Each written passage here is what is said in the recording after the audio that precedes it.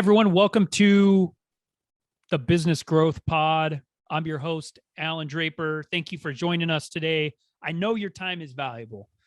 And so we're going to give you some information that makes up for your time investment today. I'm excited to welcome Joshua Pettigrew to the podcast today. He's an entrepreneur, a coach. He's a podcast host. He owns a men's athletic apparel brand called It's All Mental. And he does all sorts of things. It's All Mental was actually created to encourage, empower, and help men overcome their battles with mental health barriers, which I think is very cool. And we're going to get into that a little bit. Welcome to the show, Josh. Glad to have you. Man, I'm so excited. Thanks, Allan. I appreciate you having me on, and I'm excited for it. Yeah. So we were chatting a little bit before, we pressed the record button here, and being an entrepreneur is not easy. Right? For sure. Yeah. It's a journey, man, for sure. And I think a lot of people see the highlight reel right on Instagram and TikTok of being an entrepreneur, but man, it can be great, and it is great. But there's a lot to it for sure. I have 3 children. I talk a lot about how business is like having kids. Like when you start a business, it's, in a bunch of different ways. One way is, I never look at my business and say, it's all right. It's all right. It's either like driving me crazy, which I've been running into some crazy issues this week, very typical stuff. Or it's like, oh my gosh, this is what I helped create. This is unbelievable. It's just like kids, right? You never look at your kids and think, they're all right. They're either driving you crazy or they're the most incredible thing on the face of the planet. Absolutely. I think another way that having kids is, very similar to the kind of the startup process is, it's challenging, but you're very protective of it. Like you're protective of your kids. Like you could say whatever you want about your kids to your kids, et cetera. Sure. And the same about your business, but somebody else says something and it's, those are fighting words. Sure. I want to know a little bit about It's All Mental. I want to know about your struggles. I want to know about the things that you could tell yourself when you were starting, whether they're motivational, whether they're practical, let us have some of that. Absolutely. And I'm more than happy. I'm extremely transparent with the journey. And I think that's the beautiful process of it, right? You get into it. And for me, the struggle, the story, kind of the idea behind the It's All Mental brand, I grew up in a home that was, I didn't have a terrible childhood, right? Like I don't have this story of my parents leaving for weeks, or I wasn't homeless or anything like that. But I did grow up in an abusive home. My dad was abusive to us as kids, and my mom, verbally and physically. And I kind of held on to that. Well, I did hold on to that pain for a long time. And at the age of a very young age, I wanted to be anywhere but home. So I left home, got addicted to alcohol and prescription pills. Later on, cocaine at a very young age, and I wasn't really searching for the high in those things. I was necessarily searching for, to cover that pain of what I was dealing with. And so, many years went by, and I finally got into the realm of fitness and physical activity, whether it be, hiking or mountain biking or dirt biking. I was into those things, CrossFitting. And I thought, man, these are healthy habits that I'm establishing, and I don't necessarily need to be fulfilled with those other things. And that was kind of releasing that dopamine hit for me. And I thought, I can't be the only male out there that's experiencing pain, whether that's in entrepreneurship, a rough story, marriage, whatever that looks like, right? All of us have things that we're dealing with, and we all have a journey that we're on. And so I wanted to create a community of men that says, hey, the apparel is not necessarily the driving force behind this. It's a tool to realize for men that, hey, we have a community that we're all facing things, and we're all going to get through things together. And when I told myself, anything you can do mentally, when you can push yourself past that, whenever I set a goal and says, I will reach this destination, or I will build this business, or I will have a successful marriage and be a great dad, I accomplished all those things because I told myself mentally that I would get there. And so that's really what I wanted to create in the It's All Mental brand. Yeah, that's awesome, man. There's so much. I think starting a business, a lot of people think it's all about your connections and it's all about, your resources, what funding you have, the idea, your partners, and those things are important. Don't get me Sure. wrong, but there's this toughness aspect For about sure. starting a business. I'm coming off just yesterday with one of my companies, a mass exodus. And I haven't really experienced anything like it before. And man, there's been times where I'm like, why don't we just call it quits, right? Sure. And so at this point for me though, I'm pushing forward not because of any monetary aspect. If that were my motivation, screw it, man. Sure. I'm out. Yeah. I can use my time in other ways that will make me more money. It's not about that. But Sure. but Josh, dude, I don't want to tell myself. I don't really care that much about what I'm telling other people, but I do not want to tell myself that I'm a quitter. Sure. And I think that resonates. And I think one of the reasons, and this is an outside observer, but I think one of the reasons why you've been so successful is because you've had a rough time and you didn't quit, right? Sure. It sounds like you made some decisions that made your situation a little rougher than it could have been. But what is it that an entrepreneur has to hold on to in the early days when there's not much there to keep them going? Sure. I think a big thing for me was how bad do I want it, and the resilience of it, and the outcome of just, what's possible as an entrepreneur. I feel like you've got to be a little bit crazy. You either are really stupid or just plain crazy sometimes is what it felt like, because there's times in that journey that there's a lot of times as an entrepreneur, it's a very lonely journey. A lot of people don't relate to that. I left a very high paying 6-figure job, and everybody thought I was crazy. Said, "What are you doing? Like, you have a wife and 2 kids." And I says, "Yeah, but this is what's possible. And this is what I'm believing in." So yeah, I think just holding on to that of the getting the bill for the regret, man, was the biggest thing for me, is saying, what if I don't try? Like, what if I do get there? And so that was the biggest driving force for me. Nailed it, man. And a lot of what you're saying is just, it's hit me a little different today, because especially the loneliness part, for to sure. be honest with you. And I want, the listener to know, like, when you're in a startup, it helps to have partners. It helps to have people along for the ride, but you have to figure out, if you're not there yet, what happens when you get to that, where you're like, man, it's all up to me. And it's never really all up to you, but sometimes it feels like it is. For sure. Yeah, definitely. And I think I just actually hosted my first mastermind this last weekend, and it was so cool because for me, I put on, kind of one of my goals for this year, and on my vision board, I'm a very believer in that, evaluating your goals. And if you don't set goals as an entrepreneur, you'll end up a year or 2 years down the road with accomplishing nothing. But I put down on my vision board, and as one of my goals, I want to speak on stages with these guys that are running $100 million companies. And then I literally just sat there and I'm like, well, I'm not getting invited to these stages, so I'm just going to create the stage for myself. And I think as an entrepreneur, you have to do that. You have to look at it as like, no one is coming to save you. No one is coming to do it for you. No one's there to sign your paychecks but you. And you have to make it happen. But yeah, that journey is lonely, but also finding those people in that network that are entrepreneurs, man, it's an incredible friendship and an incredible bond that I can't explain to somebody that hasn't been through that. Yeah. Yeah, it's funny. So, and I actually didn't think I was going to bring this up because the feelings and emotions are so raw, but it just happened yesterday's less than 24 hours ago. Sure. And this mass exodus left us with like 35% of the team that was there 24 hours ago, right? Sure. And that 35%, I had an all hands on deck meeting about 2 hours ago. I told them, there's very few things that I value as highly as I value loyalty. And I was trying to express how much they meant to me, just because, like, I didn't feel like I was alone. Sure. But you hit on a couple of good points, like there's no one there that's going to sign your checks except for you. There's no one there's nothing guaranteed in entrepreneurship and starting a business, especially in the early days.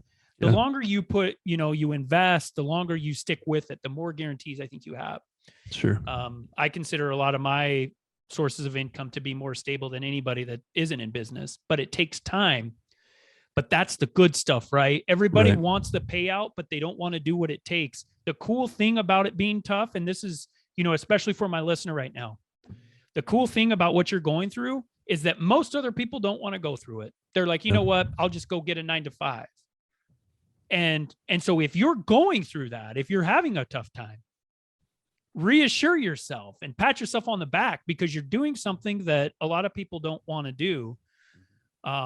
And then one other thing that I would mention, I want to ask you about, Josh, is what the role is in when you have a goal. You talked about your vision board, having your goal of speaking on stage and kind of creating that for yourself, going out and hunting, bringing something back to the cave for yourself.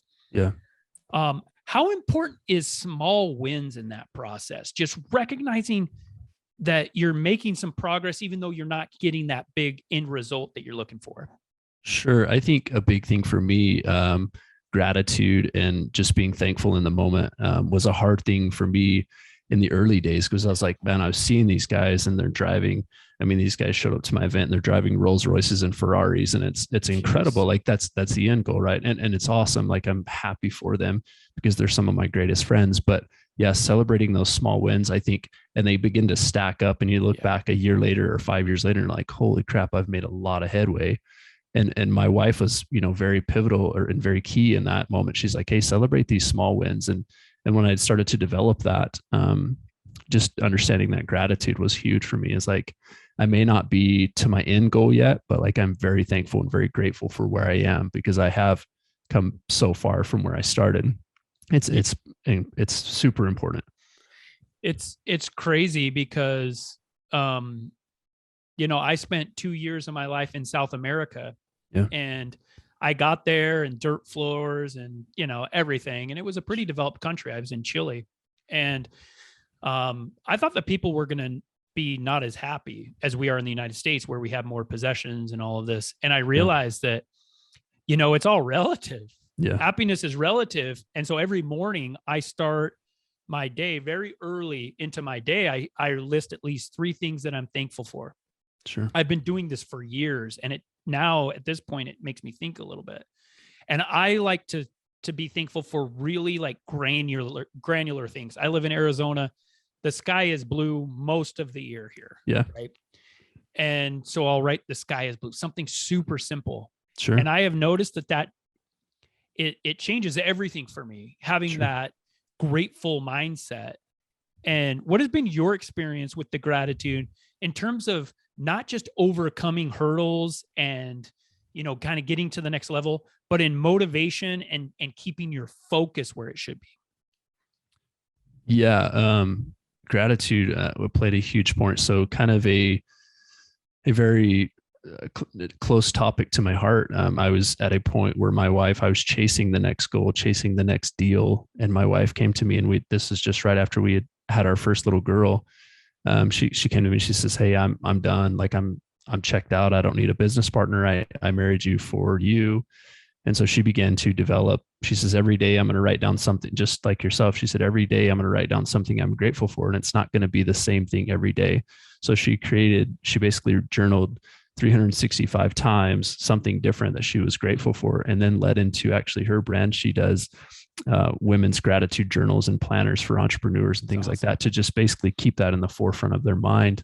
So for me, man, I think I've, like the last couple of weeks, especially, I've just had an overwhelming sense of gratitude in everything. Like I don't make the right decision all the time, but really just making the best decision I know how in that moment, and feeling grateful for where I am, and saying, hey, tomorrow's a new day. Like I'm going to make the best decision I can today and move on. So. Yeah, I love that. So, and I totally share that sentiment, where it's always, I tell myself that the joy and the achievement, the recognition belongs in the journey and not in the destination. But I don't always, put my money where my mouth is with It's that. hard. I'm always like, okay, what's next? We just hit this milestone. What's next? Sure. And I came across this book, and I'm in the middle of it. I can't remember who the author is, but it's called The Gap and the Gain, something like that, where he talks about how really successful people, and it's very common with entrepreneurs and business owners, very common for us to always be looking at, what's next and not enjoying the here and now. And I used to think that it was achievement, gratitude, happiness. And I realized I had those kind of out of order a little bit. Sure. And, I'm really addicted to the startup process because I like feeling like a little out of control, a little like I don't know what's going to happen. Sure. But then when that situation occurs, then I'm like, well, what am I doing? And, anyway, it's the gratitude is and it sounds cheesy and like, it's not that big of a deal. But it's so huge to what we're trying to accomplish. Sure. And I even, there's men that I work with right on the coaching side of it that are 7, 8, 9-figure entrepreneurs, and they've got the money thing dialed in, and they've got Ferraris and jets and things like that. And I come in and it's like, what truly makes you happy? Like to your soul, to your core, like, who are you? It's not the next deal. It's not the next exit. It's not any of that stuff. And when I get super granular with them, it's like, what are you thankful for? Just wake up and realize, there's guys that have accomplished everything, but feel empty. I was talking to a guy the other day that's on track to do 150 million in his company. And he says that at a certain point, he said, I was losing my wife and my kids. He said, at any point in time, he says, I would have handed it all over because all I wanted in that moment was my wife and my kids, because he felt empty, right? Money solves money problems. It doesn't solve what I think truly the human nature is. We all crave desire and connection. And I think that's a big part of, the entrepreneurship is also not being just balance is kind of a funny thing in entrepreneurship world. Like so many people say, there is balance, there is no balance. Like you're willing to win looks different for everybody, and kind of what is your price to win. But also the guys that I come into, that are on the track of losing their marriage, but they've built an incredible business. It's like, hey, let's dial that in and what's important to you and what are your core values and what really means something to you before it's too late. So I just think, not being obsessed with the destination, like you talked about, is just enjoying that journey and also being grateful for just what's around you. Yeah, no, and it's so weird in this, experience we call life. It's, we don't know what our priorities are sometimes till we get down the road a little bit. Sure. It's super important to set those objectives to, I'm a huge Simon Sinek fan. I love, find your why, and I love the golden circle mentality and all of that. But sometimes you don't know. And sometimes there was this old like 90s like rock song, and it was called You Don't Know What You've Got Till It's Gone. Sure. And it was super cheesy, but I think the message is it really rings true. And it's hard for early entrepreneurs to know, because they're kind of in the grind phase and just trying to make it work. I did want to shift gears a little bit, and I wanted to hear about how physical health affects aspects of entrepreneurship, and especially in the startup phase. What is it about going to the gym or finding your outlet that is so important? Sure. It's been a huge thing for me. To the point, right? It doesn't necessarily mean like I love CrossFit just for the fact of the community and what's involved in that. I love that aspect of it. But for me, movement is a huge thing, right? There's going to be times where as an entrepreneur, you're like, man, I feel like I'm taking 10 steps back, but also it's just that movement is what gets me going. It's a big key factor for me. Because if I sit, I feel like I'm just dying, right? And I have to get that movement. And I think it ties directly to your mental stability. And I think it's a huge thing of all the, endorphins it releases. It gets your blood flow, and it helps like so much creativity and all these different things that it plays into factor. There's so many statistics on it. And so it's just, it doesn't necessarily mean having to go to CrossFit. It's just get out and go for a walk, get out and go for a hike, just get moving. Don't sit in the same position. But it's a huge thing for me every day. And every day, I show up to CrossFit. I say, hey, like, I'm going to give it my best today and just see where that looks like. So it's a huge thing for me. It plays a key success. I go, 5 to 6 times a week, and that may look different. There may be some days that I'm winning way better, but at least I'm showing up and it creates that discipline. Yeah. No, there's, I'm really like active in sports. I like playing basketball, pickup games, things like that. But sure, I was never really like a gym goer until I started my first business, and I needed an outlet mentally. And sure. I just picked it up. I just kind of fell into it. It wasn't like recommended, or I didn't read a book about it. I just kind of fell into it. And, that was 8-ish years ago. And it honestly, my days don't go as well when I'm not moving my body. Sure. And there are times when I'm stuck in my chair for hours, and it's a really terrible thing to do, but I'll have call after call after call, fire after fire after fire. And I'll get up and I'm like, I just need to move my body. I'm going to go for a walk around the neighborhood. I don't care. I may not make it to the gym. And then there's days when it's like, I get to the end of my day and I'm like, man, that was a tough day. And I look back, I'm like, where did I mess up my routine, or what was missing? And it was that aspect of, moving my body. And it's so weird that now it has become much more of a mental, motivational, and emotional thing for me than it even is physical. Yeah, 100%. It creates that discipline, right? And I think a big thing for me is, it just goes back to the mental aspect of it, of what I can put myself through difficult times at the gym. Like, I look at problems in life or fires in life, and it's like, I'll get through this. Like, I just pushed myself for 2 hours or an hour at the gym. Like, I'll get through this. This is going to be fine. Yeah. So, yeah, for sure. Well, man, I feel like I could talk to you for another couple of hours, Josh. This has been fantastic. Likewise, man. Thank you. Yeah, absolutely. Where can people go? Where can my listener go to find out more about It's All Mental, about all the things that Joshua Pettigrew is doing? Yeah, I'm pretty active on Instagram. That's probably a big platform for me. joshdavid.p. You can find me there, or our brand is itsallmental.usa on Instagram. Shoot me a DM, a message. I'm more than happy to connect people and help people add value to their life, whatever I can do, whatever that looks like. So awesome, man. Well, I enjoyed the discussion, and best of luck in all your future endeavors. Hey, thanks so much, man. Good talking to you, and have a great rest of your day. If you've enjoyed today's podcast, please leave us a rating. And for daily inspiration and business tips, follow Allan on Instagram. Until next time, remember, we build the future one entrepreneur at a time.